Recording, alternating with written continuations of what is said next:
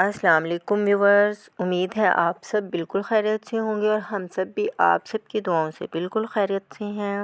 میں اپنے پیارے ویورز کے ساتھ پیارے نبی کی پیاری کہانیاں شیئر کرتی ہوں۔ تو ویورز، مجھے تو یہ سلسلہ آپ کے ساتھ شیئر کرنا بہت اچھا لگتا ہے اور یقیناً میرے ویورز کو بھی پیارے نبی کی پیاری باتیں سن کر یقیناً اچھا لگتا ہوگا۔ تو آج میں اپنے ویورز کے لیے پیارے نبی کی پیاری کہانیاں میں 8واں باب لے کر حاضر خدمت ہوئی ہوں، جس کا پارٹ نمبر ہے 13۔ تو ہمارا آج کا موضوع ہے نفسیاتی حربوں کی یلغار، جس میں ہمارے آج ٹاپک ہیں بدنام کرنے کی سازشیں، گردن میں چادر کا چکر، محمد کی بجائے مذمم۔ تو ویورز، اس سے پہلے کہ میں آپ کے ساتھ پیارے نبی کی یہ پیاری کہانیاں شیئر کروں، آپ میرے چینل کو سبسکرائب کر لیں اور بیل آئیکن کو پریس کر لیں۔ آئیے شروع کرتے ہیں۔ اعوذ باللہ من الشیطان الرجیم، بسم اللہ الرحمن الرحیم۔ جوں جوں حضور صلی اللہ علیہ وآلہ وسلم کے تبلیغی پروگرام میں توسیع ہوتی چلی گئی اور اس کا دائرہ اثر پھیلتا گیا، توں مکہ کے کافر آپ کی مخالفت کرنے اور مسلمانوں پر طرح طرح کے ظلم و ستم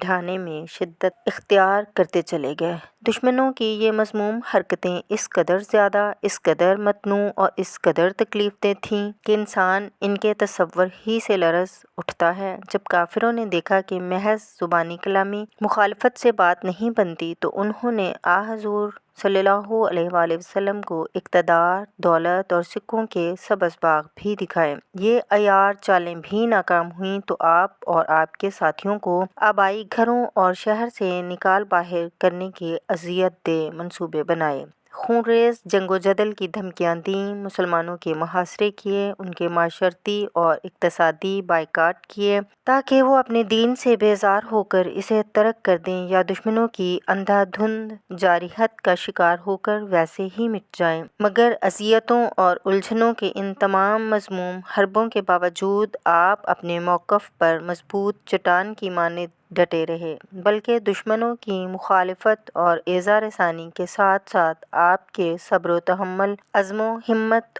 اور اصرار و استقلال میں حیرت انگیز اضافہ ہوتا چلا گیا۔ دشمنوں کے خطرناک منصوبوں اور ظلم و ستم کی کارروائیوں کو 3 بڑے عنوانوں کے تحت سمجھا جا سکتا ہے۔ اول، ذلیل و رسوا کرنے کے نفسیاتی حربے۔ دوئم، کالے جادو اور طلسم کے خطرناک وار۔ سوم، مختلف طریقوں سے قتل کے منصوبے۔ تاریخ انسانیت میں نبی اکرم صلی اللہ علیہ وآلہ وسلم ہی وہ واحد ہستی ہیں جن کو ختم کرنے کے لیے اس قدر خطرناک سازشیں اور اتنے متنوع حربے استعمال ہوئے۔ تاریخ عالم میں آپ ہی وہ منفرد ہستی ہیں جو اتنی بڑی تعداد میں اس قدر عیار سازشوں کے باوجود طاقتور دشمنوں کے نرغے سے ہر بار نکل جاتے رہے۔ سبحان اللہ۔ اور ان سب کے لیے حد درجہ مایوسی اور بے بسی کا باعث بنتے رہے۔ ظلم و ستم کے ان سفاک منصوبوں کی تفصیلات بے حد حیرت انگیز ہیں۔ ان میں سے اکثر واقعات تو رونگٹے کھڑے کر دیتے ہیں۔ یہ آپ کی معاملہ فہمی اور مستقل مزاجی ہی کا کمال تھا کہ آپ ان مہلک حربوں سے قطعاً خائف نہ ہوئے۔ باطل کے آگے گھٹنے ٹیکنے کی بجائے آپ نے اس کا ڈٹ کر مقابلہ کیا، چنانچہ دشمنوں کو انجام کار ہر محاذ پر شکست ہوئی اور اسلام کا بول بالا ہوا۔ دشمنوں کے مخالفانہ حربوں کی جن 3 بڑی قسموں کا اوپر حوالہ دیا گیا ہے، وہ اس قدر بھیانک اور اس قدر دلچسپ ہیں کہ ان کا قدرے مفصل ذکر ضروری معلوم ہوتا ہے۔ اس لیے اس باب اور اگلے 2 بابوں میں ان پر علیحدہ علیحدہ عنوانوں کے تحت روشنی ڈالی گئی ہے۔ اس باب میں فقط ان تمام مذموم نفسیاتی حربوں کے مختصر خاکے پیش کیے جا رہے ہیں جو حضور کو ذلیل و رسوا اور دل برداشتہ کرنے کے لیے کفار مکہ عام استعمال کرتے تھے۔ بدنام کرنے کی سازشیں۔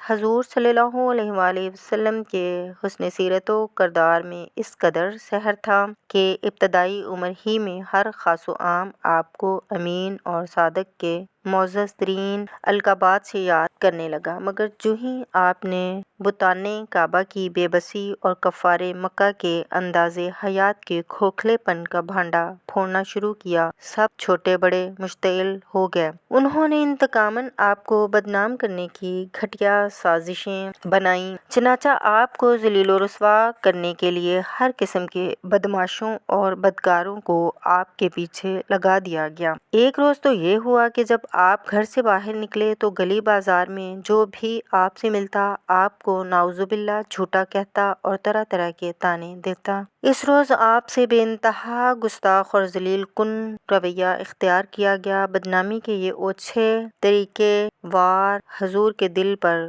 لگے۔ آپ جلدی جلدی گھر لوٹے، بستر پر لیٹ کر ایک چادر اوپر اوڑھ لی اور یوں اپنے جذباتی زخموں کا مداوا کرنے لگے۔ اسی موقع پر اللہ تعالیٰ نے اس مشہور سورہ مبارکہ میں آپ کی یوں دلجوئی فرمائی: اے چادر لپیٹ کر لیٹنے والے، اٹھ اور لوگوں کو خبردار کر۔ سورۃ مدثر۔ گردن میں چادر کا چکر، بدذوقی کا یہ بھونڈا مظاہرہ بھی ملاحظہ ہو۔ ایک دن حضور خانہ کعبہ میں مصروف عبادت تھے۔ عقبہ بن معیط بھی ادھر آ نکلا۔ اس نے آپ سے ٹھٹھا کرنے کا یہ موقع غنیمت سمجھا، چنانچہ اس نے اپنی چادر اتاری اور اسے حضور کی گردن کے گرد لپیٹ دیا، پھر اسے اس زور سے جھٹکا دیا کہ آپ زمین پر گر پڑے۔ اس پر بدتمیز عقبہ اور اس کے گنوار ساتھی مارے ہنسی کے لوٹ پوٹ ہو گئے۔ محمد کی بجائے مصمم، آپ کی دلکش شخصیت و کردار کی طرح آپ کا اسم گرامی بھی بے حد پیارا تھا۔ محمد عربی زبان کا بے حد حسین لفظ ہے جس کے معنی ہیں قابل تعریف۔ بدذوق کفار مکہ کا ایک مرغوب مشغلہ یہ بھی تھا کہ وہ حضور کے نام کو بگاڑتے رہتے تھے، چنانچہ محمد کی بجائے وہ اکثر آپ کو مذمم یعنی قابل مذمت بھی کہتے رہتے۔ حضور ان تمام گستاخیوں اور بدذوقیوں کو نظر انداز فرماتے اور صبر و تحمل سے کام لیتے تھے۔ آپ اکثر فرمایا کرتے تھے: کیا تمہیں ان ضربوں پر حیرت نہیں ہوتی جو قریش مجھے دینا چاہتے ہیں؟ مگر جن سے اللہ تعالیٰ مجھے محفوظ رکھتے ہیں وہ مجھے مذمم ہونے کا طعنہ دیتے ہیں، مگر میں تو فی الحقیقت محمد ہی ہوں۔ سبحان اللہ۔ ویورز، پیارے نبی کی پیاری کہانیاں کا یہ سلسلہ آپ کو اچھا لگ رہا ہو تو پلیز اپنے دوستوں کے ساتھ بھی شیئر کریں اور کمنٹس میں اپنی رائے کا ضرور اظہار کیا کیجیے۔ اور ہماری اگلی ویڈیو کے موضوع ہیں اونٹ کے فضلے والا واقعہ، ابو جہل کی گستاخی، مکمل بائیکاٹ کا دباؤ، طائف میں طعنے اور اذیتیں۔ تو ویورز اجازت دیں، دعاؤں میں یاد رکھیے گا۔ اللہ حافظ۔